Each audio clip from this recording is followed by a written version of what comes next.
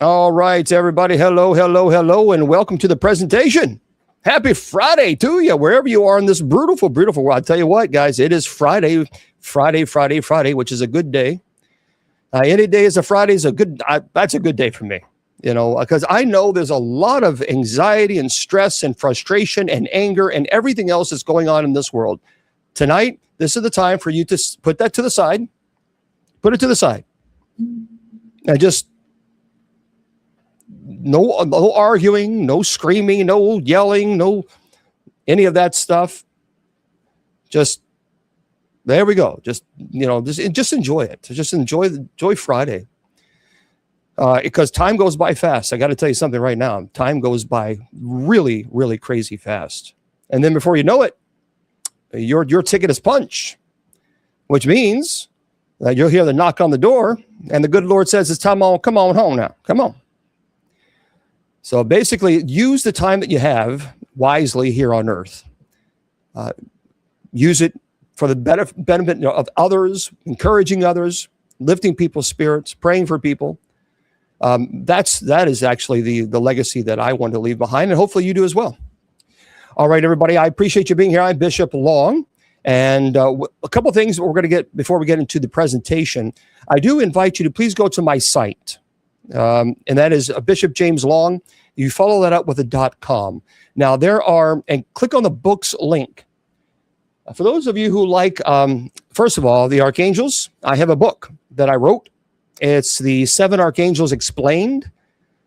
I just finished the the parables in the Bible. That's been published. And also a paranormal investigators training manual. So they're about 250 pages, 260 pages.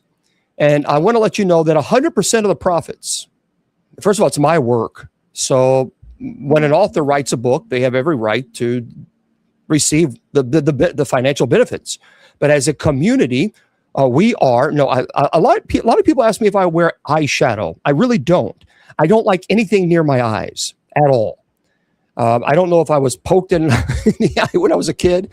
When I was on the Exorcism, the Eli Roth Presents Legion of Exorcists show, they wanted to put a little bit underneath my eyes because it was too light. And I said, no. We don't. No. I don't like anything like that near my eyes. I'm very sensitive. I just don't like. So I don't like it. No. So. But isn't eyeshadow, doesn't it make you dark? You answer eyeshadow, but not my question.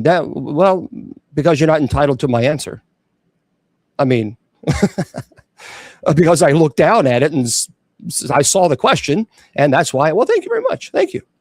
Entitlement much? Can you see my eyeshadow? Anyway. Nonetheless, please go to the sites and click on the books link. And when you do, purchase all the books, every single one of them, because we're donating the finances to the MKS Kids Foundation. They're an orphanage that we are partnering with, and we have completely turned that community around. I mean, we have, and I say we because it is we. So I strongly encourage you to please do that. So again, go to my site, Bishop James Long. You follow that with a .com, and you click on the books link. And that's all you got to do. That's it. Okay. Now, if you want to go to the church's site, what is this with my eyes? Are you guys so obsessed with my eyes? I mean, focus. I don't know what is this with my eyes? What is this? Goodness gracious. Mr. Producer, you got to come on. They're Mr. Producer, they're obsessed with my eyes. I'm kind of curious, Mr. Producer. From your end, do my eyes sparkle? Do I need apple juice to make them sparkle even more? What is this? What Mr. Producer is coming on here? From this camera angle, you look perfectly fine. I don't know what's going on. Apple juice free, and your eyes look just fine. Mr. Producer, come on. Tell me the truth. Come on. I to you, then I'm really done. That's it. He's done. That's right. See you later. All right, buddy. Anyway, if you want to go to the church's site, you can certainly do so. USOCC, and follow that up with the .org. And okay, that's great.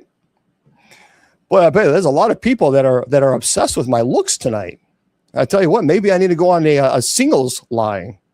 Do they have singles line anymore, or is that the 80s? I don't. What?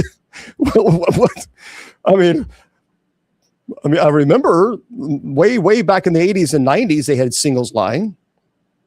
Yeah, love, truth, purity. Yeah, I don't know. I am old. I am in my 50s. What do I do? What do you got to do? Yeah, they have apps now. Oh, that's right. Yeah, they don't have the singles line anymore. So for those of you, of all the single ladies, all this, I don't know any of that. That's all I know. That's the only lyrics I know to the song. I don't know the rest of the words, but and nonetheless, go to the church's site, and yeah, I know I am old. This someone finally admits I'm in my 50s. That's it. I'm done. I'm ready for the nursing home. That's it. Put me in the nursing home, take my wheelchair, and call it the night. Thank you very much. That's it. Call it the night. Blushing? No, I don't blush. All right. So, hey, guys, happy Friday to you. Hopefully you're having we're just having, look, see, the thing is, you got to be able to make fun of yourself too. And believe me, there's a lot here. I mean, there's a lot to work with here when it comes to the jokes and all that stuff. But yeah, I am actually, that is true. Excuse me. I am from the 1900s. That's a true statement. Oh my God, that really does sound old. The way that really sounds old. Yeah, I'm fine wine. There we go. Yeah, I am. That just kind of dawned. I really am. I mean, I'm so old. My memories are in black and white. I'm so old. My social security number is 1. Now, Mr. Producer, his social security number is negative 1. But well, we won't pick on him. All right. I want to also let you guys know that a little bit later on tonight at 10 p.m. Eastern Standard Time, we're going to have a night prayer. And as we always do, we have night prayer Sunday through Friday. And that's at 10 p.m. Eastern Standard Time. So please make sure, hop on over yonder and say hello to us. I'm going to remind everybody that if you guys want us to pray for your prayer petitions for tonight's night prayer. So if you're on TikTok, this is what you have to do. You have to go to my profile. And you have to find the video that is uploaded. It says for tonight's night prayer. You'll see it. It's a blue background. Place your prayer petitions in the comments. But you got to do that by 8 p.m. Eastern Standard Time tonight. And then we will pray for your prayer petition this evening at 10 p.m. as a community when we get together. For everybody else, if you would like for us to pray for your prayer petition, you can go to USOCC. Follow that with a .org. And it says to become a parishioner, click here. If you click that great big picture, it takes you to the Book to the Face group page. And Judy Ann posts a picture, again, saying place your prayer petitions. So we want to look here. We want to pray for your prayer petitions, but you got to make sure you put them in by 8 p.m. tonight. Okay, really important. Am I really a God-fearing, or is it just talk? T-O-K? You mean talk? Oh, talk. T-A-L-K. God-fearing. Yes, I am really clergy. I serve as an exorcist for the church. I performed 34 exorcisms. I've done this now for 25 years. I've been on ghost adventures. Eli Roth, Legion of Exorcists, History, National Geographic. Just look up Bishop Long. When I went public with my ministry, I really didn't want to go public. I had no desire. I wanted to stay private. I'm actually a very quiet person. I'm only energetic or like this only when I'm online. But privately, I'm very reserved. Usually reading something, philosophy, theology, something, Summa Theologica. I'm always been like that. Now, I will play a practical joke here and there, a little prank. I've been known to do that, especially to Miss Wilma, God rest her soul. But no, I didn't want to go public. And so I had friends I've been in the paranormal community for 35 years. My first investigation was at Waverly Hills in Louisville, Kentucky. And so 25 years ago, some friends of mine in the paranormal said there was really no clergy helping. And they asked me to go public, and I didn't want to, and they kept on asking, and finally I said, okay. So when I went public, and then I was on Ghost Adventures, the Bobby Mackeys, all I was doing in my mind was just trying to teach people about the dangers of demonology and going to these locations and not go to these locations. That's all I was doing. But then you got National Geographic and History Channel, Travel, all these networks contacted me. I'm thinking, well, what do you want from me? I'm just clergy. And so the reason is I did so many television shows or television spots as interviews or whatever is because I started the Paranormal Clergy 25 years ago. For the whole point of that was to build a network of paranormal investigating teams so that if I had a case in California, I could reach out to that team and say, look, I have a case here and I need you to investigate. And then we need to decide what we need to do from there. And so I built this network. That was the whole point because there was none. And as they say, there it goes. So yeah, I've done, that's why, and that's really one of the reasons why I did so many television shows, not because I was paid. Most of the time I was not. It was because I wanted to get the word out about the paranormal clergy. The whole point of the paranormal clergy was to help clients for absolutely free, but it's not free. Somebody still pays the bill. Somebody pays the bill for me to get to people's houses and get to a hotel and all that. And up until just a couple of years ago, that was me for 23 years, me. And so I'd put $15,000 on my credit card to help people for free while dealing with all the death threats and all that other stupid stuff too. So nonetheless, as of today, in 25 years, I performed 35 exorcisms. And some of them have been, some of them were aggressive, some were not. Some were actually very controlled until you start bringing out what's called the sacramentals of the church. So the rosary, the holy water, the oil. But many times in the very beginning, it was very quiet and controlled. But the moment, and that's typical because you start praying what's called the litany of the saints, and that's provocation, and you're forcing the entity to manifest. And then once that occurs, that's when you got to be prepared. But here's what we're going to do tonight. For those of you who are on TikTok and for everywhere else, this is what we do, and a lot of people are being muted, and that's too bad. If you can't be a normal human being, just be kind, you will be blocked. Number one, you will not get my attention, and no one will think that you're funny because you're trolling. We don't applaud that type of behavior. We actually look down upon it because this is not a Jerry Springer show. And so therefore you're in the wrong crowd. So if you're wanting to troll so people can get a response so that you can get followers, this is not the place for you. You will not get followers here. You will actually get blocked and ignored. Now that's just the way we are. Now, the show tonight is going to be about what is your vice?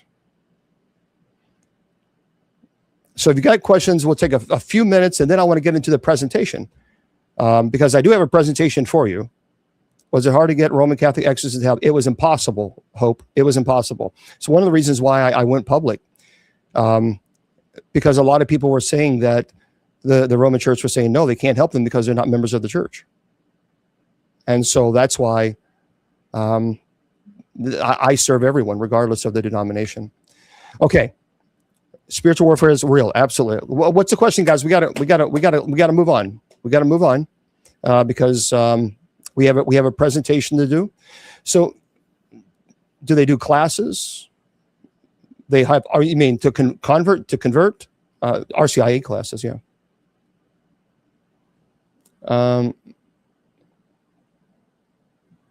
Let's see. Thank you. You're very welcome. In the Bible, did God only speak to man? No, absolutely not. No, God did not only speak to man. Now, you have to understand also, Scripture is very patriarchal, but no, we absolutely see women leaders in early church, without question. And so no, we actually see in Scripture that God spoke to women as well.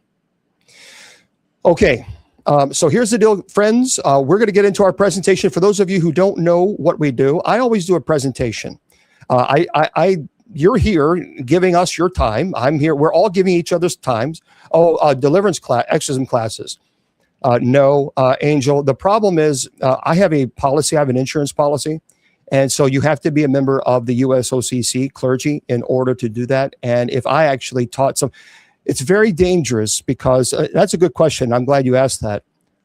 Let me make this very clear to every single person who's performing deliverance ministry. Please understand that if you don't follow proper protocol, and the person expires on your watch while you're performing a deliverance ministry, you can be charged with involuntary manslaughter. So you need to be very careful. A person can go into a heart attack or a stroke. When you're dealing with someone who is truly possessed, that person has gone through extreme physical trauma. Extreme.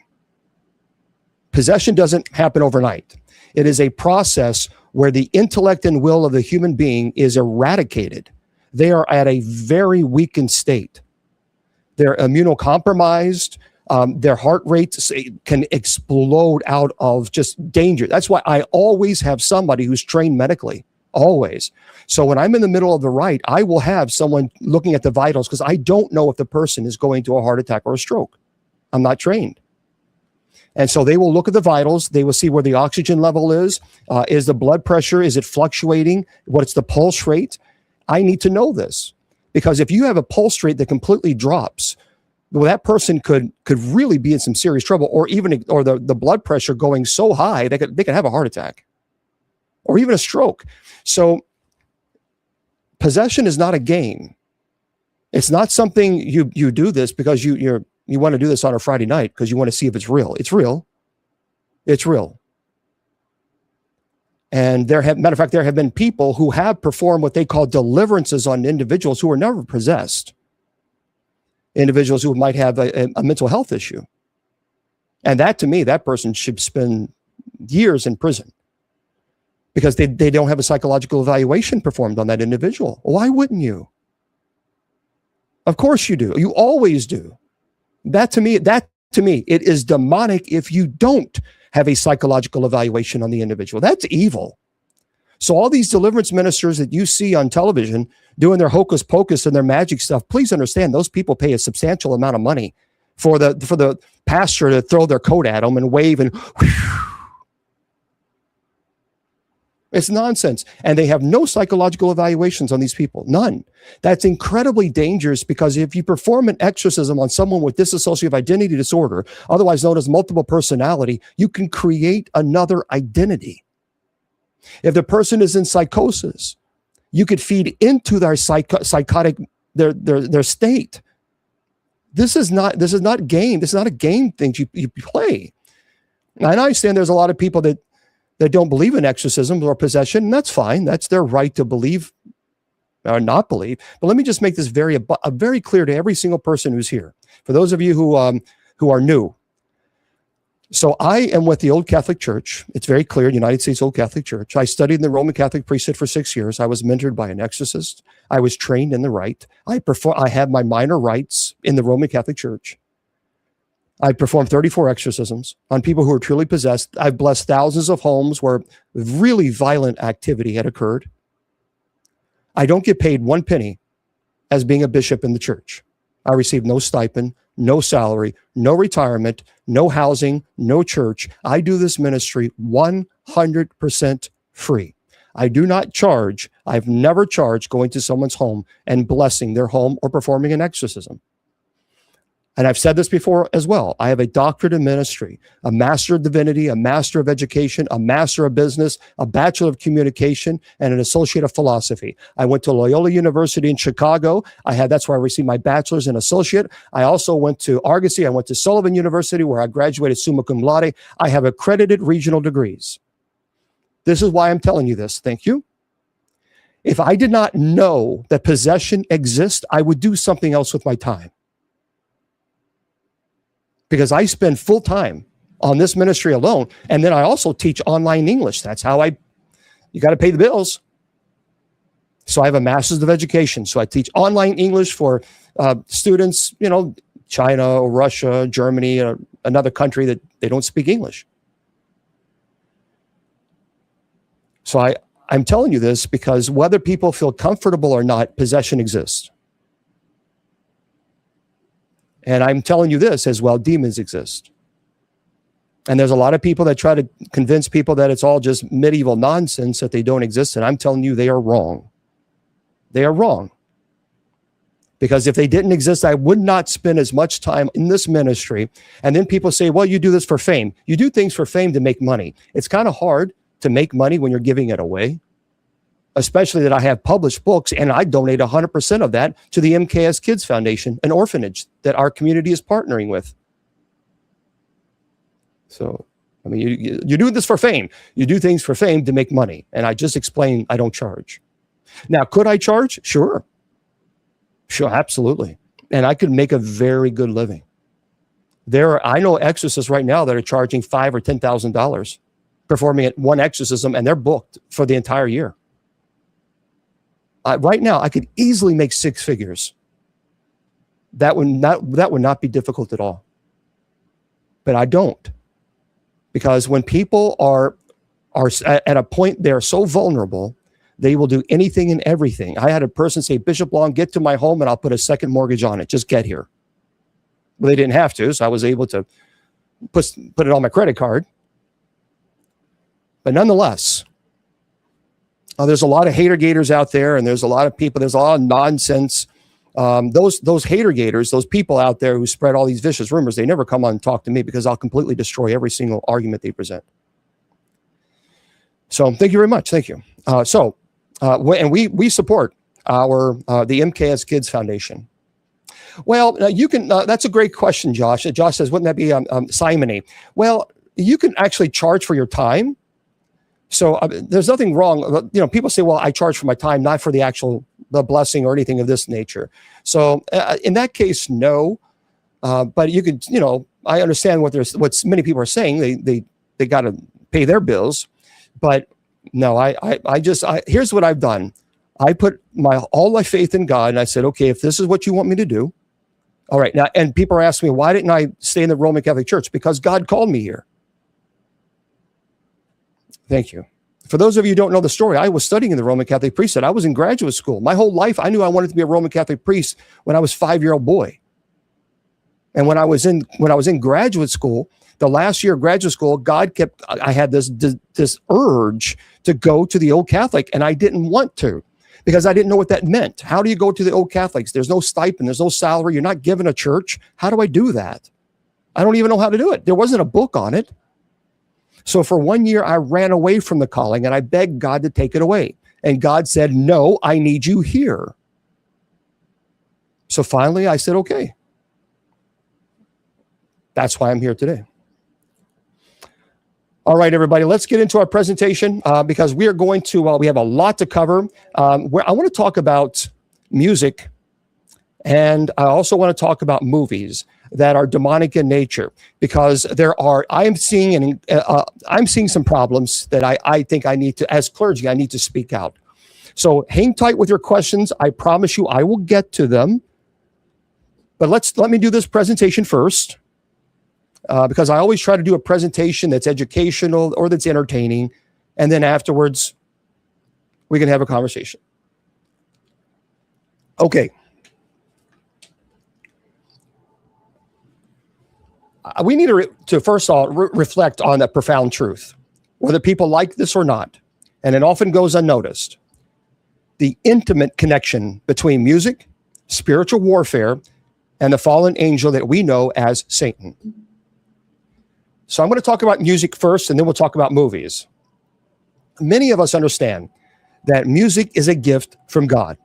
It's a divine language. It glorifies Him, lifts our spirit, unites us in worship. Great. But what if I told you something that you may not have known?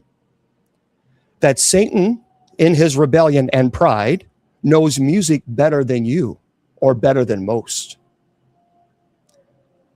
And because he has used his knowledge to deceive, manipulate, and draw humanity away from the Creator. Remember, Satan knows music very well. So today in this section, we're going to explore how Satan's background in heaven, surrounded by angelic music, gave him an understanding of sound, harmony, melody. And we're going to see how pride led him to fall from grace, and how now he uses his knowledge of music to sow discord, temptation, spiritual blindness. So in the beginning, Satan was not always the adversary. He was once a glorious angel.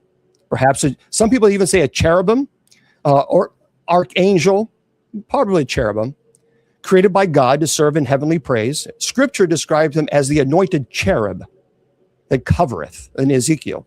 In heaven, he was surrounded by perfect harmony, divine music that reflect the glory of God. Satan was intimately familiar with the language of music, its harmony, power, ability to evoke emotion, spiritual significance. Just think about that. An angel created with such understanding of music used to glorify God has now turned that very knowledge to oppose him. And we, in many cases, don't even know it. Now, the Bible tells us in Isaiah chapter 14 and Ezekiel about Satan's pride and rebellion. His heart was lifted up because of his beauty and wisdom, his desire to exalt himself above God, leading to his fall from heaven. Pride is a very dangerous thing. It distorts perception, leads us to think more of ourselves than we ought. And Satan's pride corrupted his perfect understanding of divine music into a tool for deception. And in his pride, Satan sought to emulate, even replace God's glory so that the music no longer glorifies God, but glorifies him. So he was expelled from heaven, and his knowledge of music did not leave him. Instead, he took his understanding of sound and melody and turned it into a weapon. So using music as a means to deceive and tempt and manipulate. So throughout history, we see that Satan has exploited the power of music to influence human emotion, thought, even spiritual awareness. So like, for example, consider the following ways. From the seductive rhythms of worldly music to the allure of mind-altering, substances. Satan uses melodies to entice and ensnare. Also, idols of false gods often accompanied music rituals. And even today, there are certain musical styles, they are associated with spiritual emptiness, rebellion against God. The constant bombardment of secular music, it can drown out the voice of God, leading believers into complacency and even spiritual blindness. And there's going to be a lot of people right now that's not going to like this conversation because they have so much demonic attachment, they're going to rebel. And so moderators, be aware of this. Because our spirit irritates their demons. And when you start calling out the truth, the devil doesn't like that. So in biblical times, music was used in spiritual battles. Saul's servant brought David to play the harp to soothe his troubled spirit. And conversely, music can be used to manipulate, incite violence. And because Satan understands music's power, how it can stir the soul, influence emotion, shape perceptions, he employs it as a tool to oppose God's purpose. And as believers, we have to be discerning. Not all music is evil, but we must be careful to discern what spirit is behind what we listen to. 1 John tells us, test the spirits to see whether they're from God. So we have to ask ourselves, does the music uplift Christ? Does it promote love, purity, righteousness? Or does it stir rebellion, lust, anger, despair? So while Satan has twisted music for evil, God has given us music as a powerful means of worship and spiritual warfare. So the Psalms, they're filled with musical praise to God. And in Revelation, we see angels and saints singing eternal songs of worship. So we have to reclaim the gift of music for the glory of God. Satan's knowledge of music is profound. Remember, he was once an angel of divine harmony. His pride led to his downfall, And now he seeks to use that knowledge to deceive and destroy. But we serve a God who is a creator of all beauty, including in music. So we must be vigilant in our choices, discerning in our consumption, committed to using music as a tool to glorify God. Now, many people overlook that Satan has long understood the power of music.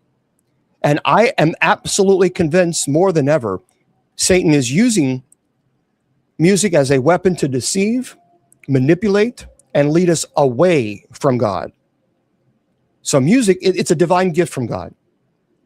It should unite all of us.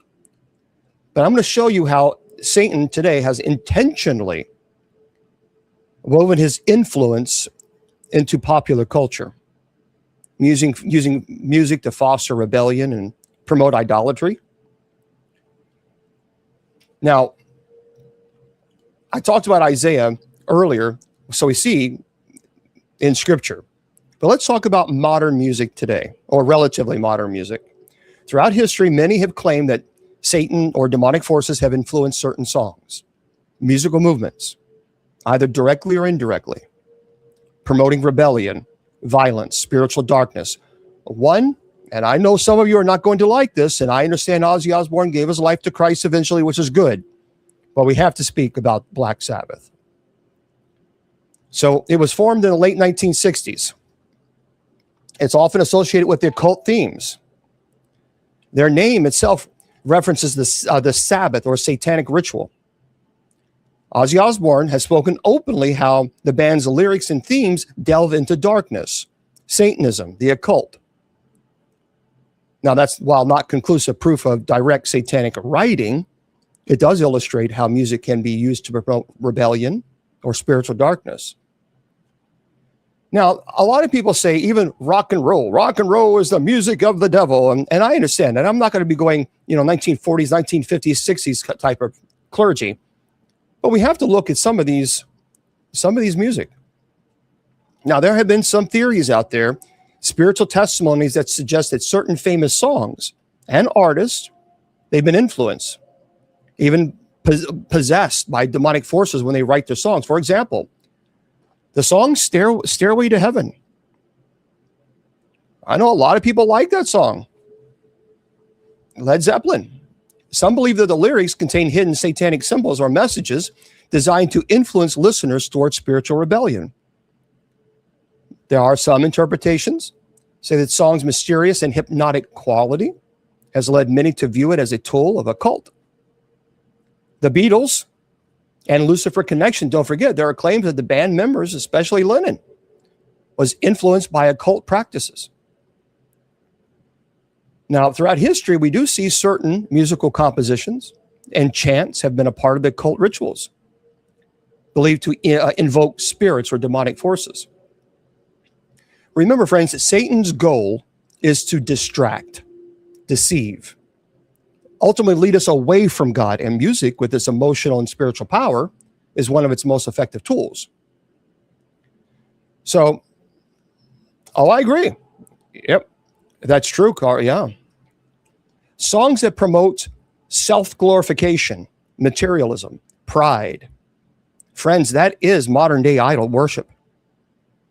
Melodies that evoke despair, glorify darkness, can weaken faith.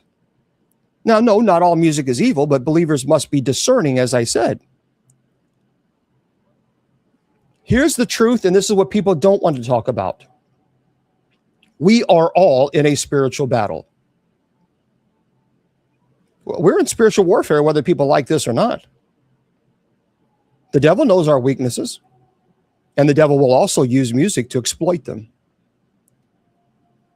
So there are some things you can do. First, fill your mind with worship.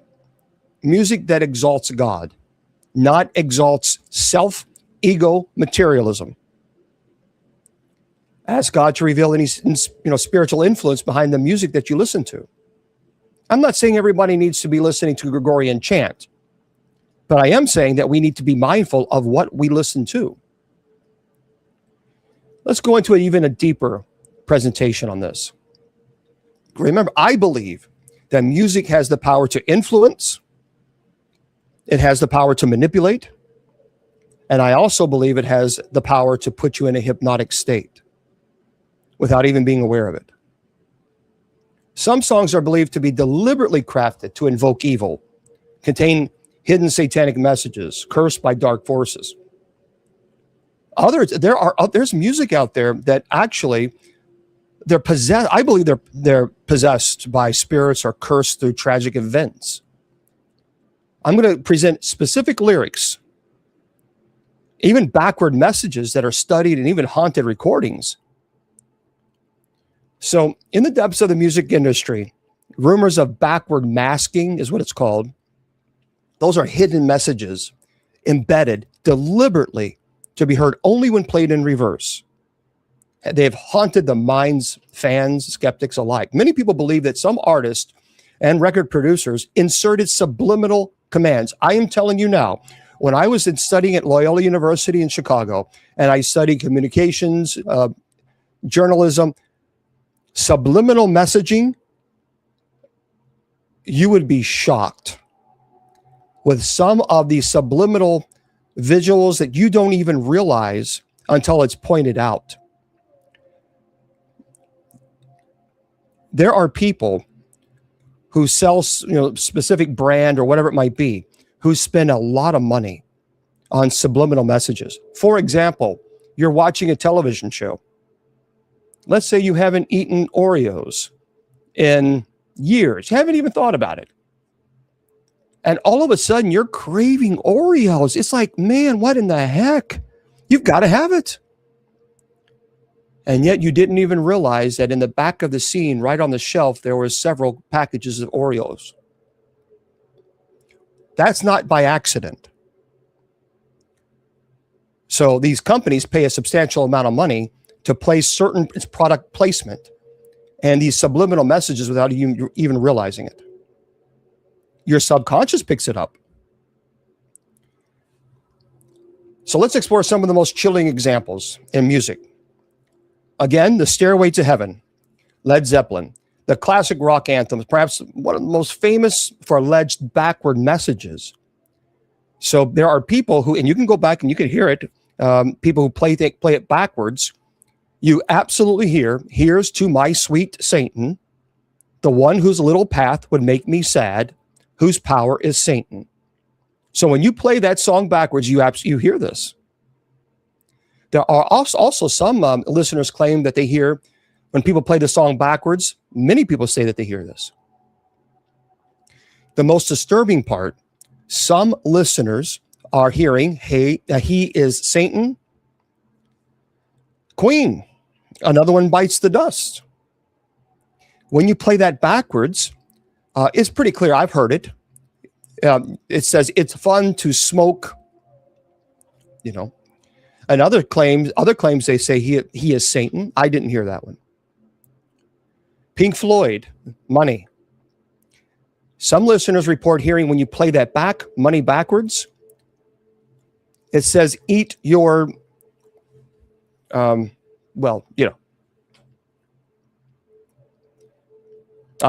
can't, I don't even know how to even say it without being punished on TikTok. Others hear dance and scream. The Dark Side, Pink Floyd. When you play this backwards, and I heard it, it says, I want you to unalive yourself.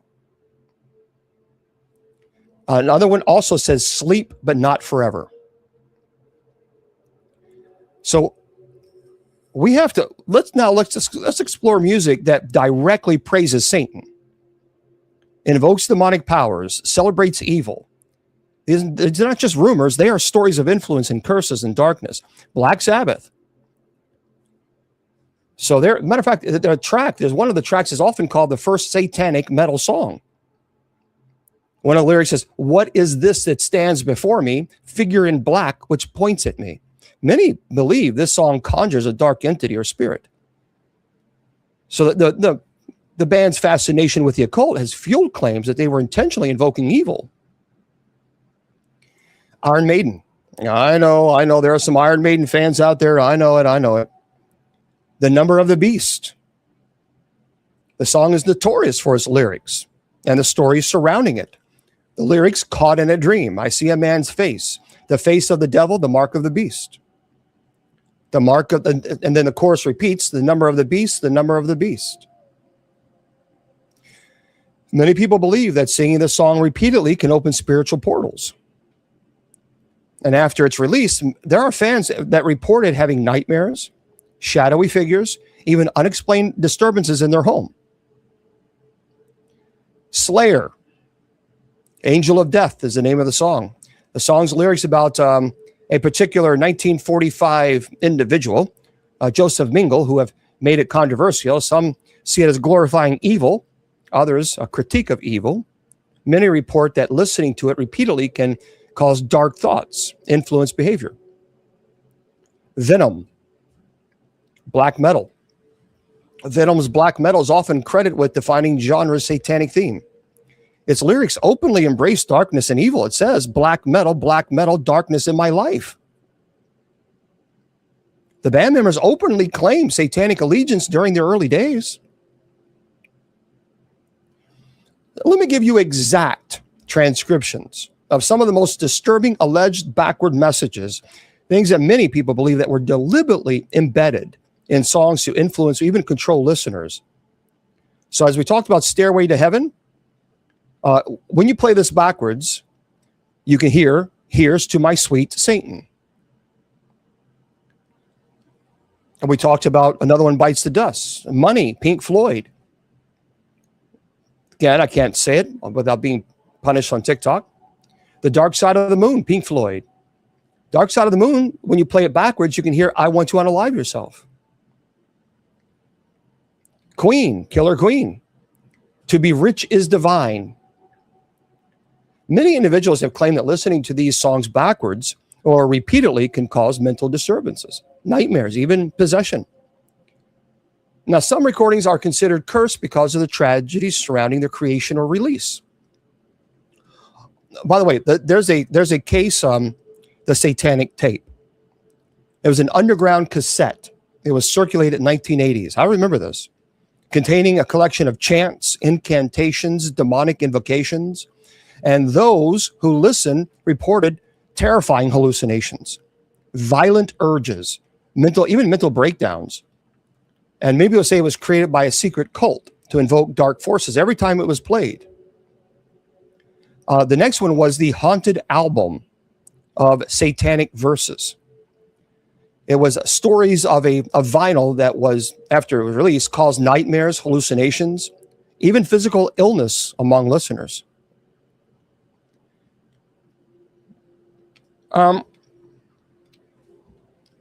It can be, but Curtis, but when so many people are hearing the same thing, when it's pretty clear, I don't think we can argue that. There's another one, the Ghostly Record of the Devil's Song. It was a collection in 1990s. It bought a rare vinyl called The Devil's Song. And after playing it, this person reported hearing a voice whispering in his ear, commanding him to do terrible things. His nightmares were filled with demonic figures. He claimed that the lyrics were indecipherable, but in his dreams, they were crystal clear. Modern songs that worship evil, I mean, we see this. Look, Kanye West, with all due respect, no, not with all due disrespect. I don't like Kanye West. Jesus is the name of this song. Many fans believe certain lyrics contain coded messages praising the devil. That's their perception, and they have a right to have that.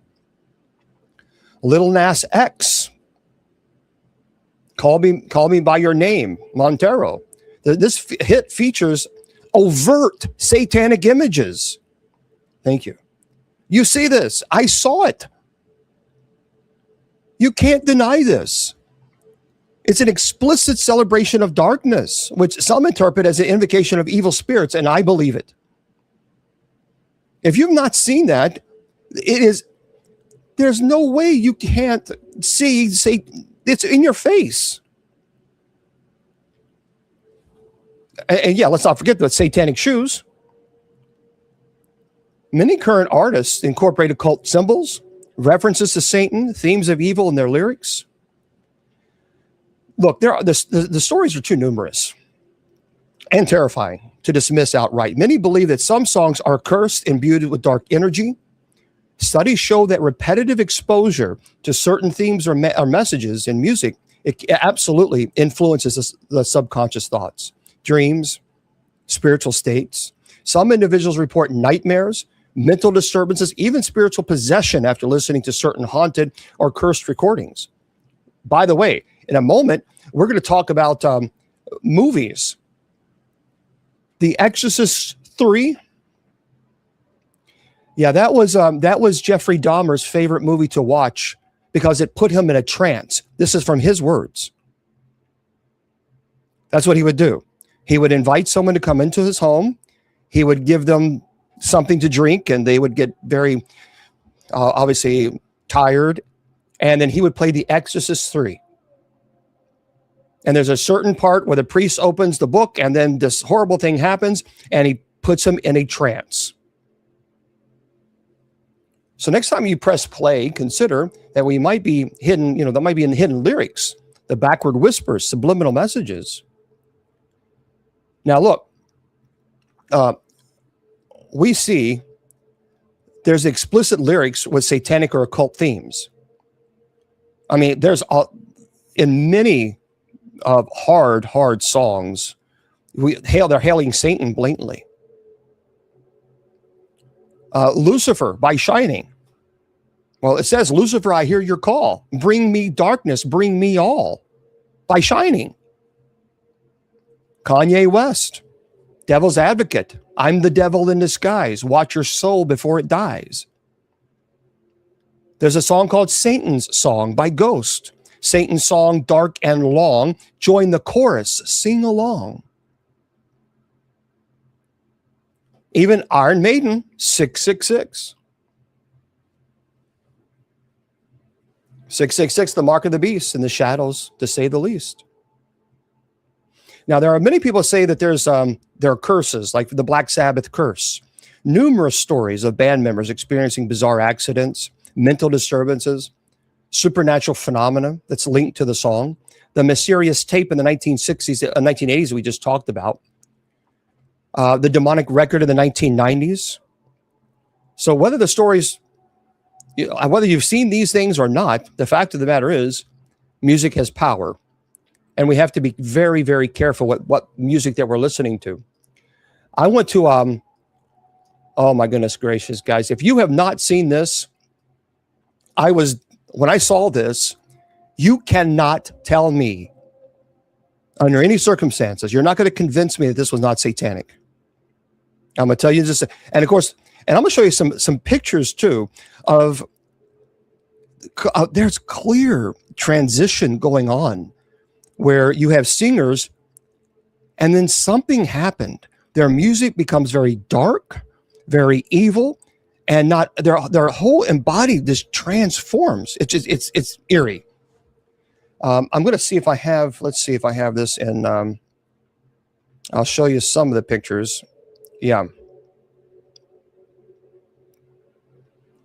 There's a song now, and I'm not going to play it. I'm not going to play it because if I do, then that's invocation, so I'm not doing this. But there's a video on TikTok, and if you've seen it, then you know it. But here, again, I'm not going to play the lyrics, but that's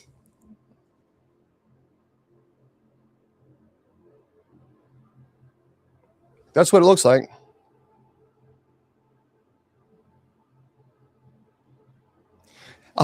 And this is, if it mentions all the demons' names, and it's powerful, and it's da-da-dunt, da-da-dunt. That's what it sounds like. So while it's mentioning their names, it's dun-da-dunt, and it's like so it even mentions, there you go, right there. It even mentions the demon's name. Da-da-da-dunt. And that's how it is. Every time it introduces a demon, it's ba-ba-da-dunt. The sad part about that, it went viral. Travis Scott. I look, you're not going to tell me that what was that thing that he did, Travis Scott? That satanic. It was absolutely satanic. No ifs, ands, or buts about it. That thing that he did, Travis Scott. What do you guys remember that? No, it was some concert, I forgot, where someone actually passed away. Oh, it was Astro World. Yep, Astro World. Astro World was 1,000,000%. It was demonic. No ifs, ands, or buts. I'm telling you, it was demonic. Number one, I could hear some of the chant, so I know what they were chanting. That was demonic chanting. They were invoking demons in that concert. So and as a matter of fact, so many people went there, and when they left, they were like, they kept saying, I felt like I was in hell. You were. That was the whole point.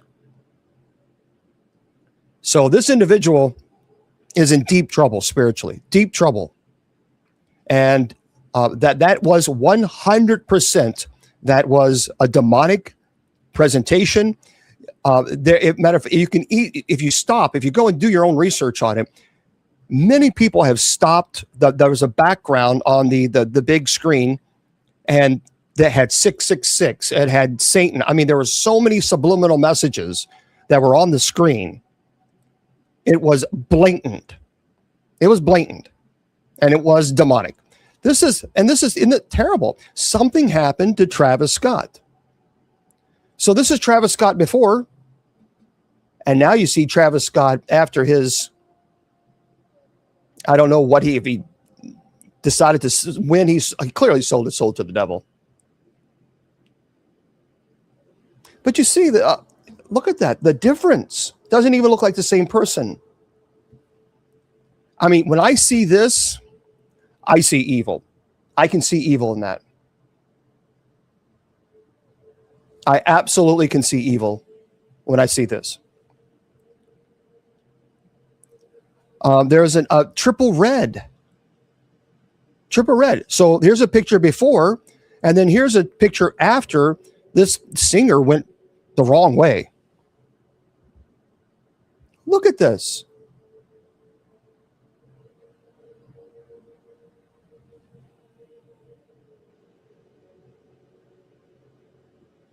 That's terrible. This is I don't know what this is. This is $, AP Rocky, ASAP Rocky. I have no idea. I don't even know who he is. But you see, before you seeing him have a crucifix, something happened to where now he's walking around in a pentagram.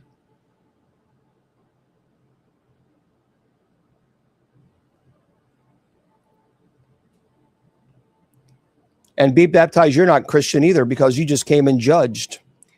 Yeah, remember that part in scripture where it says, judge not others lest ye be judged? Yeah, you remember that? Or did you forget that passage? I rebuke you, demon. Another one, Playboy Cardi. Playboy Cardi.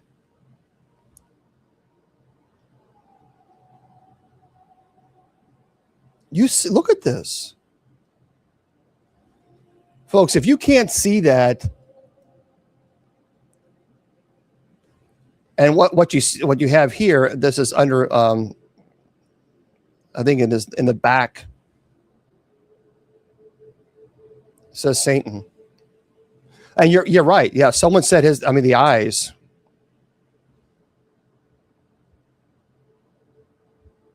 That says all it needs. And these are what people are listening to and thinking that it's completely okay. It's not. I want to share something with you. If you've not seen this really was very troubling. It is a song called No Angels. In my opinion, this is one of the most satanic music videos that I have ever seen. And I don't know what Justin Timberlake is up to. It's Justin Timberlake, but friends, this is dark. And it's problematic. If you have not seen it, just watch it. It's called No Angels. I don't think it will hurt to watch it if you're watching it, but if you're watching it as be put in a trance or all this other stuff. No, yeah, I watched it. I'm not possessed. I watched it because I needed to see what this was because I heard so much about it. So once Justin enters the building, we found out that this is some secret party. He's quickly greeted with his alter ego as he watches over him. And then we're greeted with the devil who invites him to come down. And then they start dancing seductively with the devil presents herself as a female. And then it gets dark, and I mean very dark. So while they're dancing, the devil scratches his face, which represents possession, and everyone at that moment turns into a demon. And his alter ego then makes eye contact with each other, as if saying, like, what have you just done? And the devil, then she spreads her wings, looks right at him in the face, and all the devils begin to worship it, the demons. And the devil then drops this black liquid from her mouth onto him, Justin Timberlake. And this is where things get really wild. Everyone gets this red liquid on them. Looks like blood. They start doing stuff with each other. And honestly, it's just, it is demonic. And his alter ego then puts his old self in the trunk.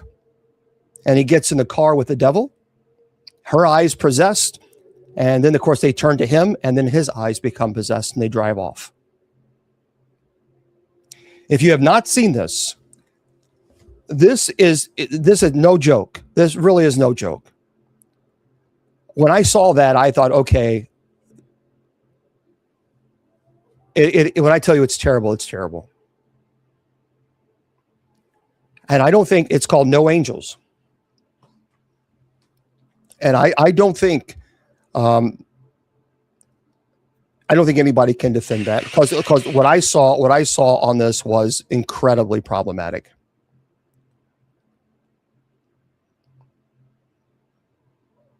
So I will what I'll do is I'll show you just basically scenes of it because I don't want to play because there's some people who don't want to watch it. But then you can get an idea of what I'm talking about. But to me, when I saw that, I thought, okay, this is bad.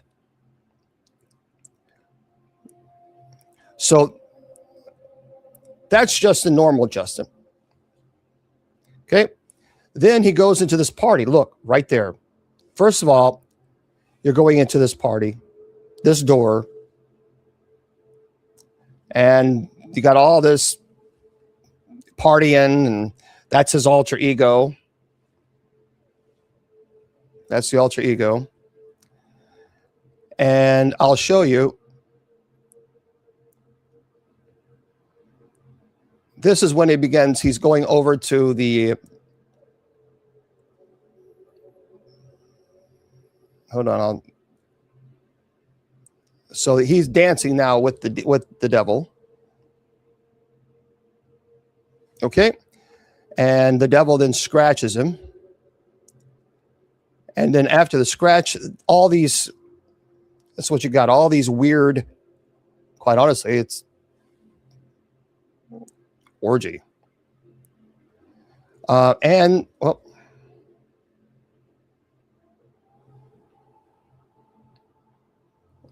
there's the devil right there. They're worshiping now the devil. And this is problem. And that's when the devil spits black stuff all over his face. And it turns into blood. Folks, this is demonic.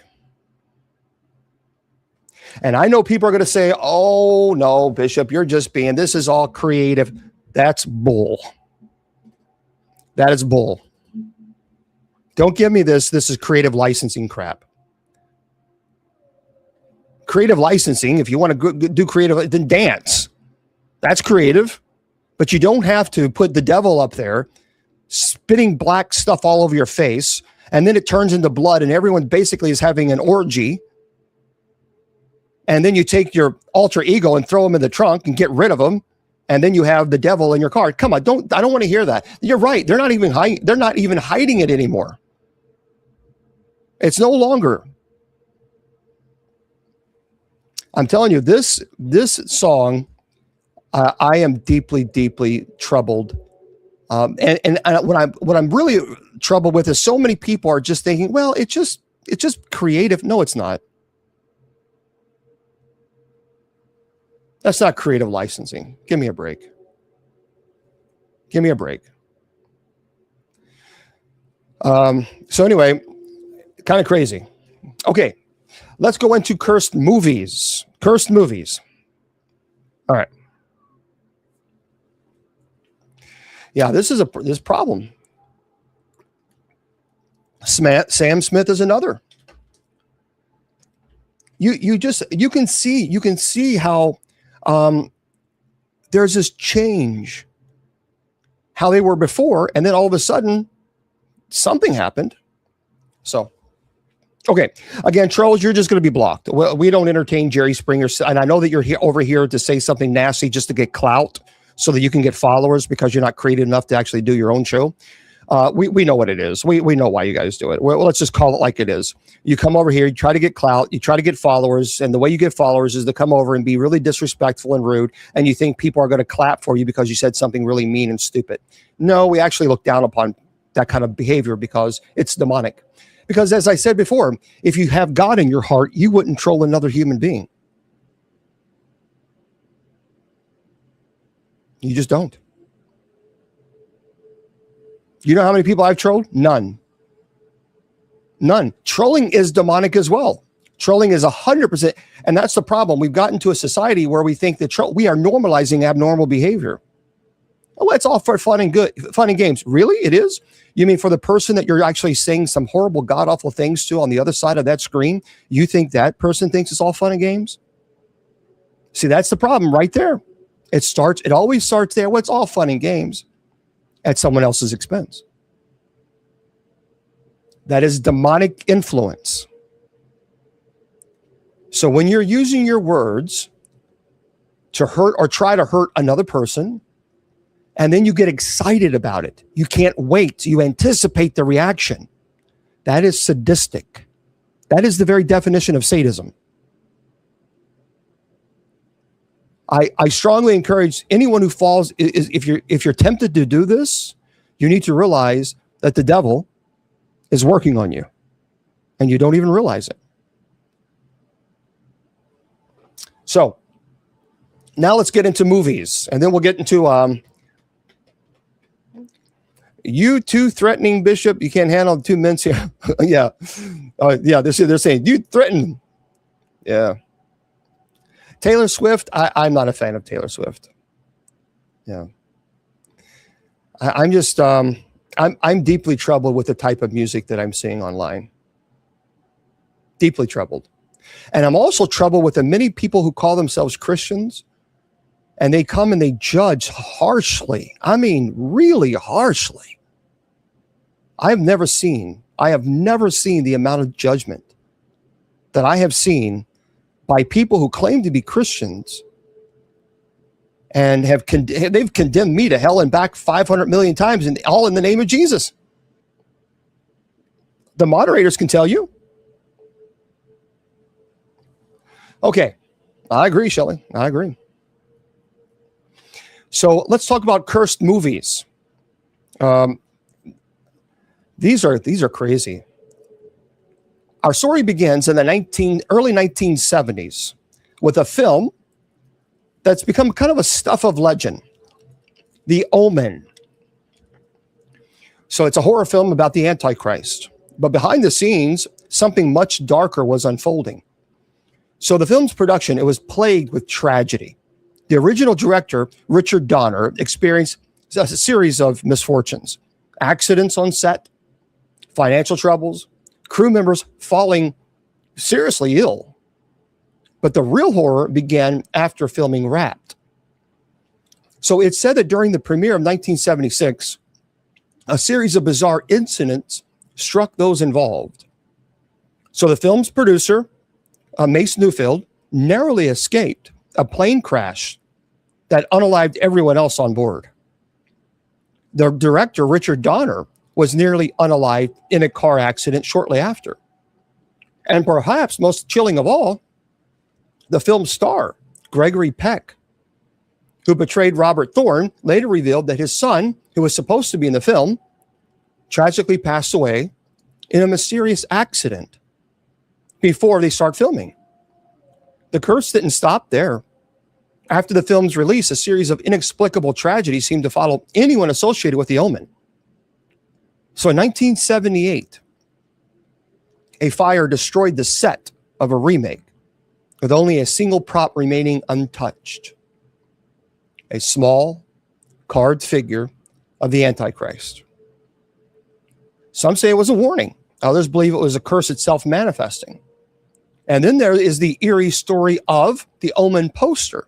The original poster featured a simple image, a child's face, with a sinister smile. Oh, I've seen Robert the Doll. I've also seen Annabelle.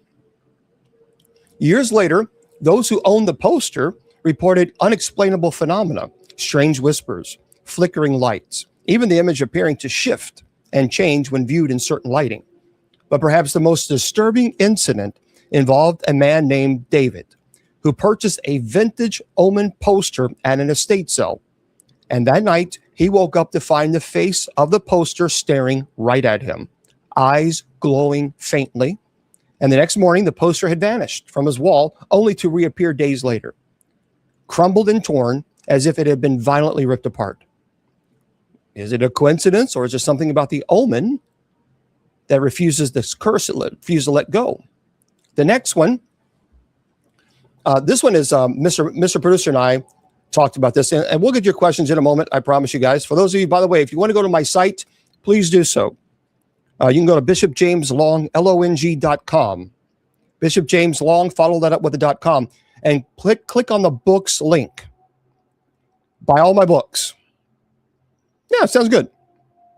And before the trolls say, I knew you were a fraud, we're donating 100% of that to an orphanage. Beat ya. So anyway, please consider doing that because the orphanage can use the funding. 100% of the profits goes to them. 100%. Our community is supporting the MKS Kids Foundation. So we try to help them as much as we can. Next, we're going to talk about the haunting of Poltergeist. So it was released in 1982. Would love to, Barb. It's a story of a suburban family haunted by malevolent spirits. But the real horror isn't just on the screen. And after the presentation, in about 20 minutes or so, we'll get your questions. The production was marred by death and misfortune. Actor Dominique Dune, who played the eldest daughter, was unalived by her boyfriend in 1982, just a year after the film's release. Then Heather O'Rourke, the young girl who played Carol Ann, she passed away suddenly at age 12. During the filming of Poltergeist, The Other Side, her death was attributed to bowel obstruction. But many people believe it was more sinister. It gets worse. The set itself seemed to be cursed. During filming, equipment malfunctioned. Even crew members reported hearing unexplained voices whispering from the halls.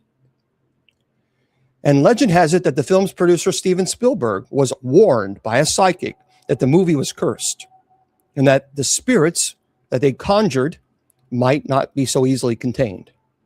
One of the most disturbing stories involved a particular scene, the infamous clown doll. During filming, a real clown doll was used as a prop. After filming, the doll was stored in a warehouse. Years later, workers reported hearing its faint giggling echoing through the halls, even when the doll was nowhere to be seen. And here's the chilling part. 2015, a collector bought a vintage Poltergeist clown doll at auction. That night, he reported seeing the doll's face change. Its eyes seemed to follow him, and he awoke to faint giggles coming from the darkness. So are these stories mere coincidences, or does Poltergeist have curse that lingers? Dark energy unleashed? Let's talk also about the deadly legacy of The Crow. That's a terrible, what a horrible tragic. So The Crow was released in 1994. It is a dark tale of revenge, but it's also haunted real-life tragedy. So the film's star, Brandon Lee was the son of Bruce Lee. He was accidentally unalived on set during filming because there was a particular weapon. It was a prop weapon. It was loaded, and this fragment causes passing of 28. It was a horrible accident. Some believe it was the curse taking its toll. Bruce Lee absolutely believed that his children would be cursed. And he struggled with that a lot. He had nightmares about this. Because what's even more unsettling is that Brandon Lee's death was preceded by a series of eerie incidents. Crew members reported hearing unexplained noises, shadowy figures, even feeling of cold presence in the studio. And after Brandon's death, production was delayed, and the film was completed using CGI, stunt doubles. Tragedy didn't end there. In the years since, others involved with the film reported strange phenomena, like a crew member once claimed that a mysterious figure appeared in a mirror, only to vanish when approached. And perhaps most chilling, before Brandon's passing, he reportedly had a premonition. He told friends that he felt a dark presence on set, as if something malevolent was watching. This is fascinating because Bruce Lee, I watched a documentary once on this, and Bruce Lee had a real problem, and he truly believed that his family line was cursed, and that this particular monster was coming after Brandon. And Bruce Lee would have night terrors where he's fighting this monster to keep him away from Brandon, and many times he couldn't beat him, and he would wake up panicked. Now we're going to, of course, talk about The Exorcist. Yeah, it's not just the film, but the real life stories that have haunted those involved. So the film, it was released in 1973, considered one of the scariest movies ever made. What many don't know is that the production was plagued by bizarre events. So actors and crew members reported feeling an oppressive presence on set. Some claimed they saw shadows moving in the corners of their eyes. Others experienced nightmares, sleep paralysis, unexplained illness. The real curse began after the release. Several people associated with the film suffered tragic fates. The most infamous story involves the passing away of Jack McGowan, a priest who was called to bless the set. Shortly after, he passed away suddenly of a heart attack. Others involved in the film reported hearing strange voices and feeling a sinister energy. And then, of course, there's the story of The Exorcist's original prop, an ancient cursed relic that was used during filming. It's said that the relic was responsible for a series of accidents, misfortunes, that still carries a dark energy. One of the most chilling accounts is from a crew member who claimed that after handling the relic, he was haunted by visions of a demon, the particular demon that was in the film. And he said that he awoke every night hearing a guttural growl, feeling an invisible hand gripping his chest. The next one is the dark side of, let's talk a little bit more about the legend of the song, The Devil. Are you guys familiar with this? One of the most infamous is the song called The Song of the Devil. It's an obscure folk tune, but it's said to be cursed. And according to legend, anyone who listens to it will be cursed and suffer tragedy. So the story goes that the song was recorded secretly in a haunted studio in 1920s. A singer whose name was Eliza was said to have sold her soul to the devil to produce the haunting melody. And shortly after her recording, she vanished without a trace. And those who have attempted to reproduce the song, they faced terrible consequences. But in 1977, a band in England discovered a vinyl copy of the song in an abandoned house. They played it during a live set. Within a week, band members began dying in mysterious accidents. One drowned, another was struck by lightning, and a third passed away in a car crash. Some say that the song's cursed nature lies in its lyrics, which contain hidden incantations and demonic whispers. Listening to it is said to awaken dark forces. And the story doesn't end there. In 2010, a radio station in Japan played the song as a prank, only to have the station's transmission suddenly cut out. And later, the engineer reported seeing shadowy figures moving in the studio.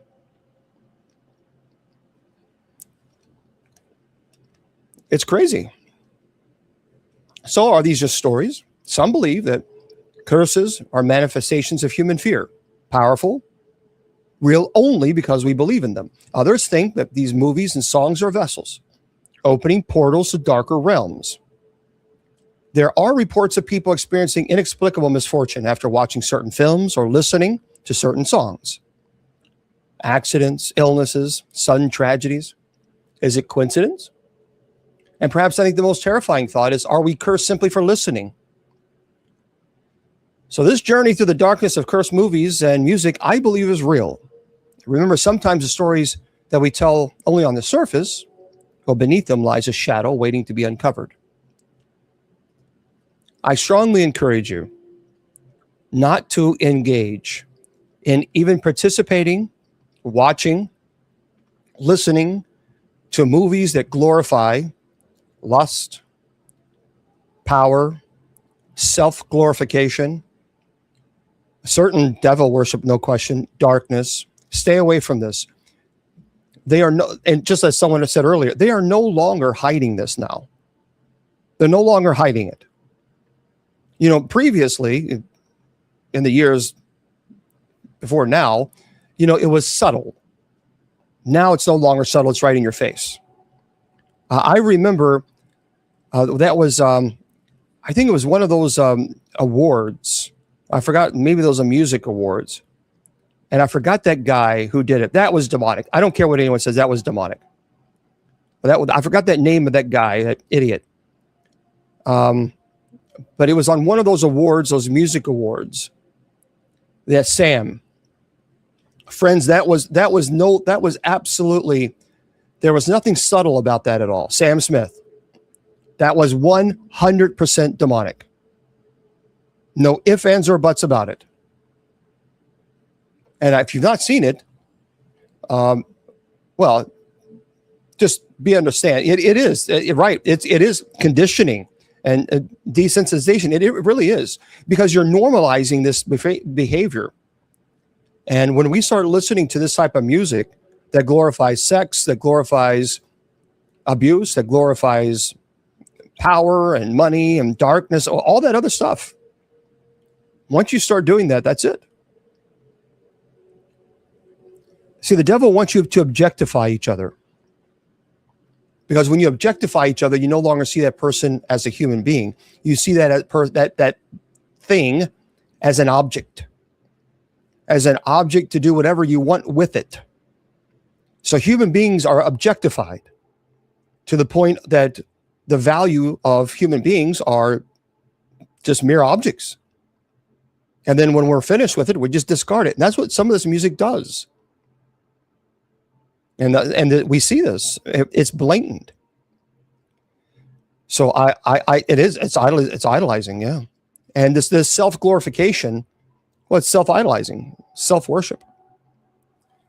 As I said in the very beginning of this presentation, we need to all remember that the devil knows music better than any of us. Remember, the devil was in the heavenly realm. The devil knows harmony. The devil knows lyrics. The devil knows how infiltrating the music industry, before you know it, thank you very much, Starla. Before you know it, you're singing a song and you don't even know really that the fact that the lyrics that you're singing are very dark. Objectifying human beings to mere objects for self-glorification, for self-gratifying purposes. And so we have to be very careful, very, very careful. Okay, so there was a lot of questions. If you have some questions, we'll be more than happy to jump in. Spirit boxes, they're very dangerous because you don't know who you're communicating with. But see, Sammy, let me just explain something about paranormal investigators. So I do work with paranormal investigators, and the reason being is because I can't be everywhere at once. You know, I can't be in California or Florida or all these other places. So if there's a case in California and it needs my attention, I will send a team that has been paranormal investigating for a long time, that doesn't believe everything is demonic, but they go out, they investigate, they gather all the evidence, and they present the evidence to me. And then if it's clear that this is a demonic situation, then I get involved.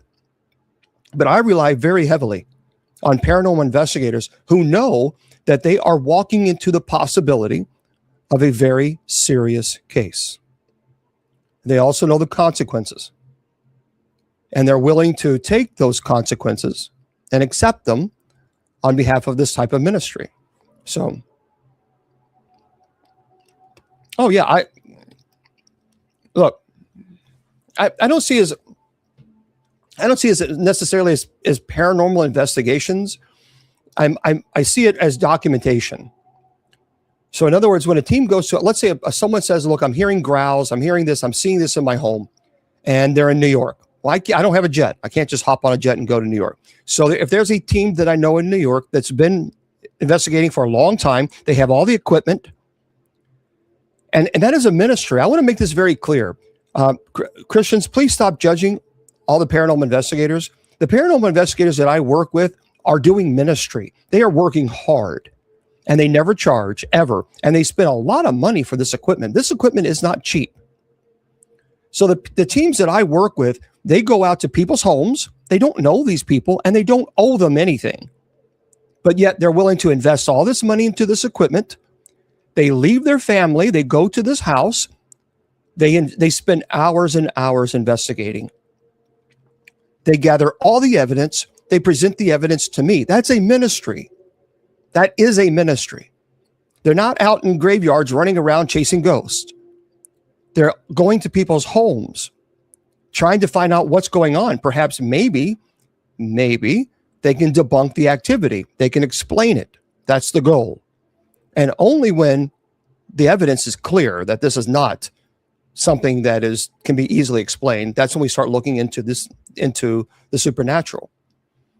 So these people that I work with, these teams travel hours and hours to go to people's homes, spend hours and hours there, do the investigation, and then it takes a long time to review all the evidence.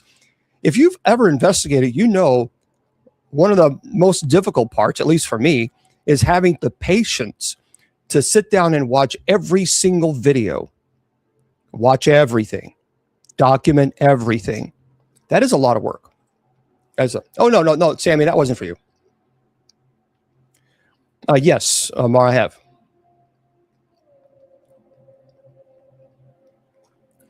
Do you believe that artists know that they are doing real demon stuff? That's a good question. See, a lot of times, sometimes you can say an artist might not know. That's what I meant by we are normalizing abnormal behavior. And so when the temptation comes from an artist who says, well, I'm going to do this, but I'm just doing it's all artistry, you got to take a step back. Who does it glorify? That's the $1 million question. Because if you're singing a song and you're glorifying demons and it's all power, because look, notice that, for example, in Justin Timberlake's, in that video, notice that it was all party and everyone was having a great time. And it was just what? Well, yeah, because they want to glorify the demons. They want to glorify the darkness. They want to glorify, you don't have to worry about doing good, avoid evil. You don't have to be nice. It's all about being selfish. It's all about being greedy. It's all about being this. Look at all hedonism. And that's what they did in this video. So I think it's incredibly problematic. Incredibly problematic. Of course, yeah, the Vatican still performs exorcisms. Yep.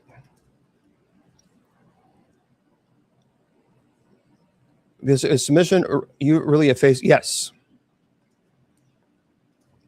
So submission, first of all, there's several things. For example, how do you become possessed? Well, most of the time, 9 times out of 10, it is because there's an invitation. And what I mean by that is you're submitting your will to them.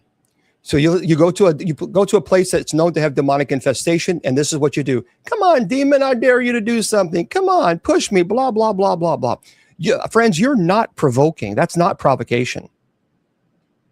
I don't know. I told Zach the same thing. You're not provoking. You're inviting. And you must know the difference. So if you go to a place that's known to have demonic infestation and you're beating your chest and say, come on, I dare you to do something, you've just given the invitation that it needs. That's it. You haven't provoked, you've invited. And so what I tell people is stay far away from locations that are known to be demonic. I don't know why people go to these locations. Perhaps maybe it's just to see. Maybe it's just to experience. Well, the problem is when you experience it, what do? Please understand, the moment you step foot in a place that you know that has demonic infestation, by your very presence, that's a form of invitation. Stay away from them. For 25 years, this is why I've talked about this in paranormal conferences. When I go to paranormal conferences and I talk, I believe Annalise was 100% possessed. No ifs, ands, or questions. No doubt about it. None. But when I go to paranormal conferences and they don't really like me talking about this, but that's too bad. When you go to locations that is known to have demonic infestation, by you stepping foot in that location and you know there could be demonic presence, you are inviting. That's it. You can't jump if you see a bunch of great white sharks and then you think, well, let's just go jump in the ocean right in the middle of them and you get bit. We can't be surprised. You shouldn't be surprised. But the same thing when you know there's demonic infestation, leave it alone. Leave it a thing. Yeah, Annalise, there's no question Annalise McKell was possessed. No ifs, ands, or buts. Yeah, as a matter of fact, I'm going to be doing a presentation on that within probably the next week, maybe a couple of weeks. And yeah, the Annalise was possessed. No doubt. No doubt. And I think that they went too far. They went way too far. Okay. Well, for example, look. I know Sean. Sean. You go up. There are lots of places where people will go, and they purposely go because they've heard. Oh, you might hear this. You might see this, or this person got scratched, or this person heard growls, and then you go to that location. Why? Why are you there? Because I want to see. And then what do you do when you see it? What do you do? I'll call Bishop Long. I have 21,000 messages on TikTok. I have 23,873 emails. Bishop Long does this for free. I can't get to everybody. I have over 900 messages on Messenger. Unless you pay someone $15,000. Between 10 and 15, that's what some people are charging. I don't charge, but my waiting list is pretty long. So I don't have a staff. So when you have something like this and you go into a location and then you have an attachment and then you call me and you want to know why I can't answer your phone calls or why I can't respond, because I'm helping 21,000 people on TikTok, 19,000 people on. Come on. Can't. So stay away from it. Stay away from those locations. Nothing good. Stay away. Stop collecting these haunted items. Stop collecting these. Leave these things alone. Leave them alone. There's a lot of people collecting these haunted items, and I have a storage facility full of items that people have collected through the years that were absolutely demonic, 100%. As a matter of fact, that's the doll that I have that was on the Eli Roth Legion of Exorcists show. That doll, I will tell you, that doll, I have very rare have I been around objects that is like, okay, you can feel it. This is pretty heavy. Annabelle is one of them. That doll that I own, that is, I'm going to tell you that story. I'm going to tell you the story again in a couple of weeks or so. It caught my laptop on fire, and a whole room of people saw it. The whole room in Louisville Mid-South Paranormal Conference. So, okay. Why do I keep the doll? Because I bind the demonic entity to the object. The whole point of this is you bind the demonic to the object, and I keep these items because I'm a teacher. I have a master's of education. I am an exorcist. I take these items and I say, this is the story behind this. This is the story behind that. So when I go to paranormal conferences and I bring these items and people can see them with the matter of fact, there was a team. I don't know if they're here. I've never seen this in my entire life before, but I was at Moundsville. Yep. Yep. Cheeto. I was on Moundsville, West Virginia, and they had a paranormal conference there. And I had the doll that was on the Eli Roth show, Legion of Exorcists show. And I had it sitting on the table and people could see it. And there was a gentleman that asked me if he could use his FLIR camera. I was like, well, sure, of course, no problem. And he did it. And he showed me, he said, there is a huge difference. I mean, it is massive. I forgot what it was, like 400-degree difference. And he asked if I would be willing to open up the case. Well, at that time, there was no one else around. No one was present. I blessed it. I opened the case up. And he did the FLIR on the case. It read something. It was a cool. And then the doll.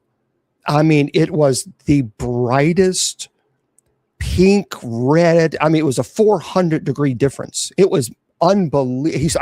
He sent me the video. I don't know the history of this doll, but I do know that this doll is not good. It's not good. Moundsville demonic. I've heard yes and no. So, do you have anything attachments themselves to when you investigate? Yeah, Tracy, you can. You can. So when you go to an investigation, especially in a location that's known to be demonic, you absolutely could have attachment. Now, here's the problem. That certainly you can pray the St. Michael the Archangel prayer. You can pray, but the issue is this: you've given the invitation. That is the problem. So people want to give the invitation, but then they don't want to have an attachment. Well, it doesn't work that way. You can't have your cake and eat it too. So if you go to these locations that are known to have a demonic entity and you're beating your chest saying, come on, demon, I dare you. You have invited. That's invitation. People need to understand you have not provoked. Provocation is when you begin praying. When you begin to praying the Our Father. When you get the litany of the saints. When you begin praying the rosary, that's provocation. That's a different set of rules altogether. So, for example, and I know there's a lot of questions, guys. Oh, sure, yeah, you can. We call upon Saint Raphael for healing.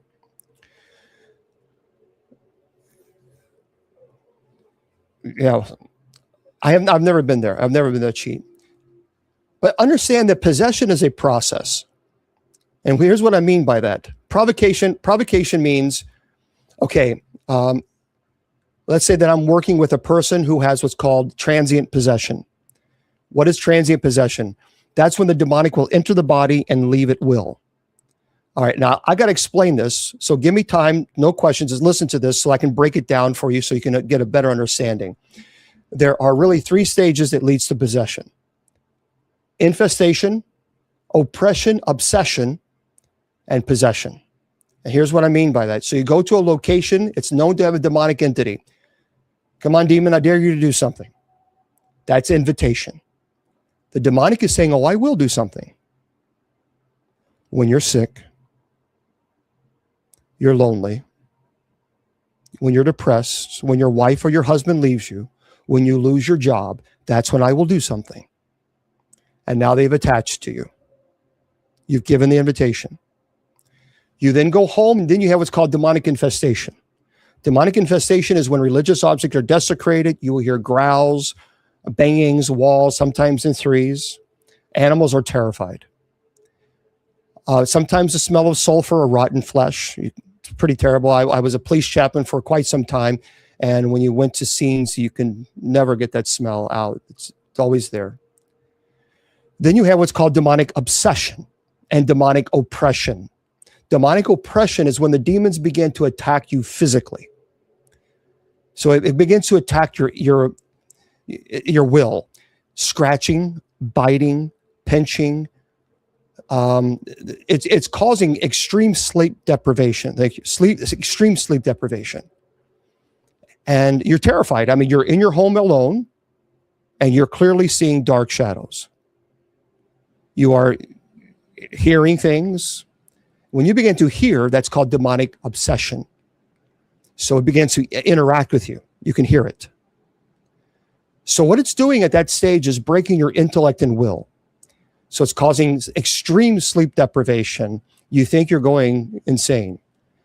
And it causes you to isolate yourself, and it is breaking down the will of the person. We're past sleep deprivation at this point. So now the person is extremely immunocompromised. And then you have what's called possession. Now there's perfect possession and transient possession. Transient possession is when the demonic will enter the body and leave at will. But the person always remains in the stage of oppression and obsession. So even when they're not in the stage of possession, the demon is constantly, it's still attacking the intellect and will, because they want the intellect and will to remain at a point where the person cannot get strong enough to fight it.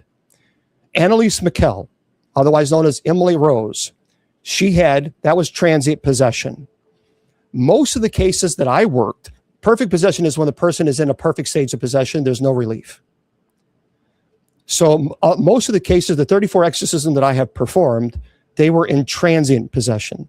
So when I go into their home, they're not in a possessed state, they're in an oppressed state. And then I will begin to provoke. I will use oil, holy water, sacramentals of the church, rosary. If you want to get the most violent reaction from a demonic, it is once again, you pray the rosary. It is unbelievably violent. And then you watch for the signs, and you know when transient possession is beginning to take place. That's when you begin what's called the litany of the saints. So we invoke the saints to be present with us during the rite. Then the person goes into possession. Most of the time when the person goes into possession, it's a calm. Sometimes the eyes will roll back in the head, and that's when the possession starts. And then there's stages to the exorcism. So, but the person always remains in a stage of oppression. Okay. Do you go to hospitals when they have psychosis? No, I'm not trained. I'm not a psychiatrist, but we require psychological evaluations. So because we don't want, we have to be very careful. And that's what I don't like about so many deliverance ministers. They're performing these exorcisms on people, and they're not having any psychological evaluation performed. As I mentioned earlier, that's very dangerous, because if a person has dissociative identity disorder, you can create another identity. Or if they're in psychosis, you could feed into that psychotic state of mind. Do demons talk to you during the time? Yes. But during the rite, there is a part where you silence the voice.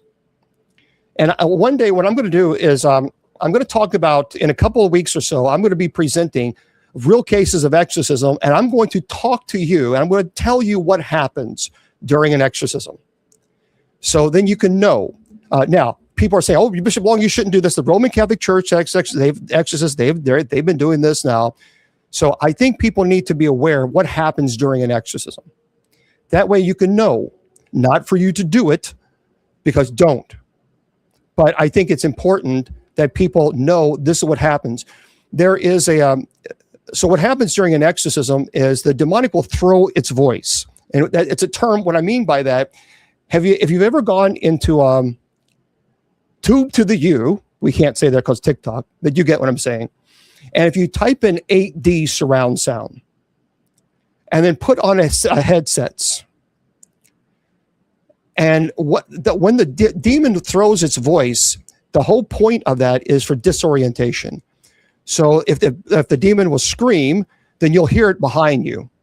And then you'll hear it wander over here, over here, and then in front of you, and then very close, and then it's away. You have to silence the voice, because it tries to disorient the exorcist.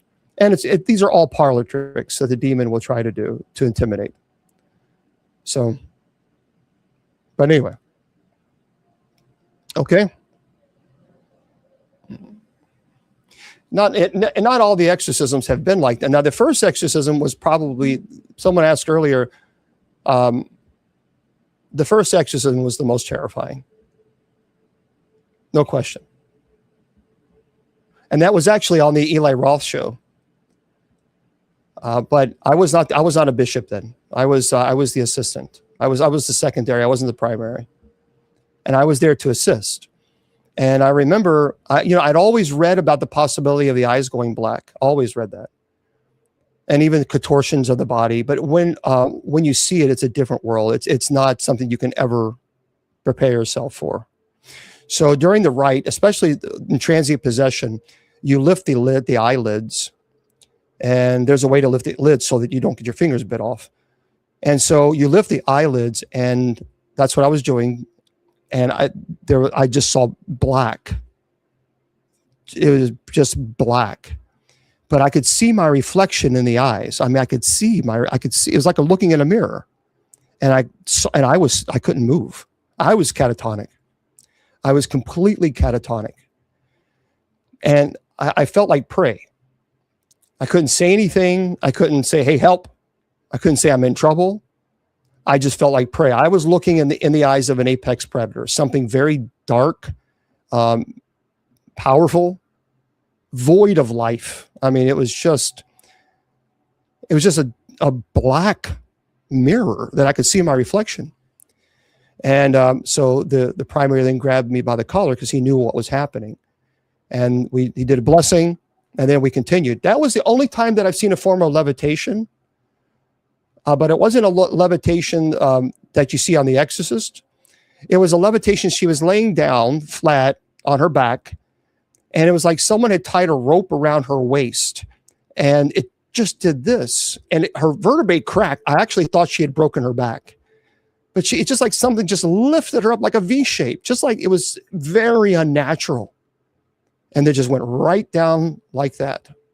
That's the only form of levitation that I've seen. I've never seen like 3 or 4 feet of levitation, but I guess that's a form of levitation. But I mean, the vertebra, the crack. I really thought that her back had been broken. So I do, Sunshine. I do believe in that. Matter of fact, I've seen them. I was at a case one time. So.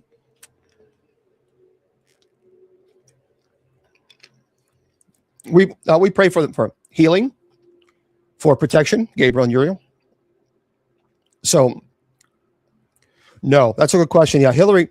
Okay, so the individuals do not remember the stage of possession. They go into it's a catatonic state to where they have no memory of it. They remember what led up to it. So they remember the stage of oppression. They remember the stage of obsession. They remember all of that. But when the stage of possession occurs, actual possession, they don't remember what happens. They go into this neurological, if you will, silence. Yeah. You want to contact dead loved ones? You don't need to contact dead loved ones. Your loved ones are resting in the arms of our God, and you don't have to worry about that. So you don't need to worry about that. Matter of fact, and here's what I want you to do. If you're worried about your loved ones, I want you to go to a site. It's called nderf.org. D is in dog, erf.org. It is the world's largest website of people who have clinically died and who have seen their loved ones. I have saw my mom. Absolutely, I saw my mom 1,000,000%. And the owner of the nderf.org is a medical doctor. I've talked about my experience many times, and he is absolutely convinced, without question, that I saw my mom. She passed away in 2014. I had a procedure in 2015. I saw my mom, and on the way, all the way from the recovery room to the operating room to the recovery room, apparently I was screaming my head off. I saw Mom. I wouldn't stop screaming it. And when I finally came to, I saw my sister, and I said, I saw Mom. And she's like, the whole hospital heard you. You wouldn't stop yelling it. You kept screaming it over and over. I don't remember that. And Dr. Long, who I had him on the show, he said, you couldn't have faked that because you were still under propofol. And the fact that something happened. And I heard that loud noise going off behind me. That was the anesthesiologist going off because I flatlined. I saw my mom. And let me tell you something. I've never seen someone so beautiful. I have never seen anything so beautiful in all my life. As a matter of fact, I thought it was an angel. She walked up behind the surgeon very quickly. I remember waking up. So I got propofol. They knocked me out. I woke up. I looked over. The surgeon was freaking out. I wanted to calm him down, but I couldn't talk. I couldn't communicate. I saw him. I know what a dream is. This wasn't a dream. Besides, you had a 0% chance. You can't dream under propofol. 0% chance. That's science. For those of you who love science, no such thing as dreaming. I saw the doctor, and I wanted to say, dude, what's wrong with you? Never dawned on me that I was the patient. A loud noise was going off behind me. It's horrible. It was annoying. And then the brightest light shined right behind him. And a silhouette came in behind him. I thought originally it was an angel radiating joy. My God, the joy. And I looked closer and I thought, that's my mom. That's mom. She placed her hand on his shoulders. He took a deep breath. He did something. He motioned something behind me. That loud noise went off. She smiled at me. She faded away. And so when I came to, that's when I saw my sister. And I said, and then my sister said, the whole hospital heard you. You were screaming nonstop. Fact of the matter is, one, Dr. Long said the anesthesiologist machine going off because you flatlined. Makes a horrible noise. Two, my mom worked in cardiology. So Dr. Long believed I had a cardiac issue during the procedure. And three, I could not have faked that I was seeing mom all the way from the operating room to the recovery room because I was still under propofol. So I saw her. And so, friends, for those of you who are worried about that, you don't need to be. You don't need to be. The joy that was in her face, there are no words to describe it. None. So, yeah, I was working a case for the black-eyed children. I was working a case, and it was pretty late. And there was two children who came in. It was around midnight. And it was a very violent demonic case.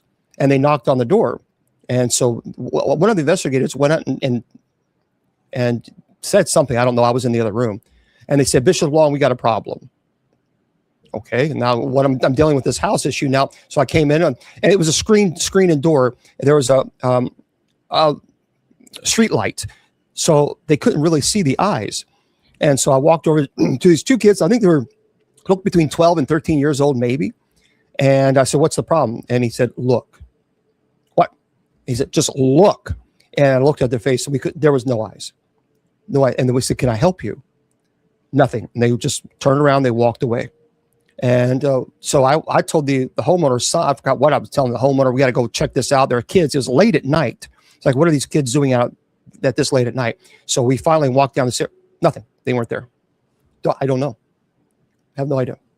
Well, we know we saw it, but we don't know what that was. Demonic? I think so. For those of you listening on podcast, we say goodnight to you guys. Folks, it is that time. My gosh, it wrapped it up quick. I want to remind everybody that tonight at 10 p.m. Eastern Standard Time, we are going to have night prayer. TikTok, I'll stay with you guys a little longer. Just a little longer as we wrap it up on our everywhere else. So we'll be here, of course, next week, as we always are. Make sure you please tune in and also join us tonight for night prayer. We would love to pray with you guys. Okay, so remember, my friends, people don't care how much you know until they know how much you care, and your value does not decrease based on someone's inability or refusal to see your worth. You are priceless. Don't let anybody tell you or convince you otherwise. Good night.